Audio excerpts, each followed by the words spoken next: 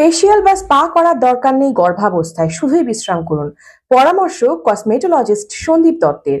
দীর্ঘ 9 মাস সন্তানকে গর্ভে ধারণ করেও মাতৃত্বের স্বাদ উপভোগ করতে পারলেন না সোহিনী। সোশ্যাল মিডিয়ায় কার্যত হইচই পড়ে গিয়েছে। গর্ভবতী অবস্থায় ফেসিয়াল, হেয়ার স্পার মতো পার্লার সার্ভিস কি নেওয়া উচিত? এ নিয়ে বিস্তারিত জানালেন কসমেটোলজিস্ট সন্দীপ দত্ত। সোশ্যাল মিডিয়ায় ভাইরাল হয়েছে তাঁর ভিডিও। মূলত জনপ্রিয় ইনফ্লুয়েন্সার সোহিনী গঙ্গোপাধ্যায়ের সঙ্গে ঘটে যাওয়া ঘটনার প্রেক্ষিতে এই ভিডিও বার্তা দিয়েছেন তিনি। ঠিক কি জানালেন কসমেটোলজিস্ট সন্দীপ দত্ত? জানিয়েছেন, গর্ভবতী অবস্থায় সালো বা কসমেটিক কোনো পরিষেবা নেওয়া যাবে না। যে কোনো ফেসিয়াল বা হেয়ার স্পা করতেও নিষেধ করেছেন তিনি। বলেছেন, আমার ক্লিনিকে কেউ আসলে তার কাছে আগে জেনে নিই তিনি অন্তঃসত্ত্বা কিনা। সেক্ষেত্রে 1.5 বছর বিশ্রাম নিন, বাড়িতে করতে পারবেন এমন কিছু জিনিস বলে দেওয়া হয়।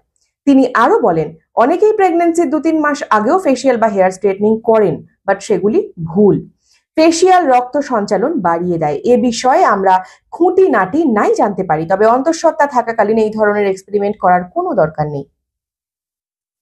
সোহিনী গঙ্গোপাধ্যায়ের সঙ্গে ঘটে যাওয়া হৃদয় বিদারক ঘটনা প্রসঙ্গ টেনে তিনি বলেন, আমি খুব দুঃখিত। আমরা যদি এই জিনিসগুলো না শেয়ার করি তাহলে কোনো না কোনো জায়গায় খামতি থেকে যাবে। সন্দীপ দত্ত এও বলেছেন, এই সময়টা আপনাদের একান্ত, পুরো জার্নিটা উপভোগ করুন, আনন্দে থাকুন, যে আসছে তার প্রতি অন্যায় করবেন না। 1-1.5 বছর কোনো কেমিক্যাল ট্রিটমেন্ট করবেন না। দীর্ঘ 9 মাস সন্তানকে গর্ভে ধারণ করেও মাতৃত্বের স্বাদ উপভোগ করতে পারলেন না সোহিনী।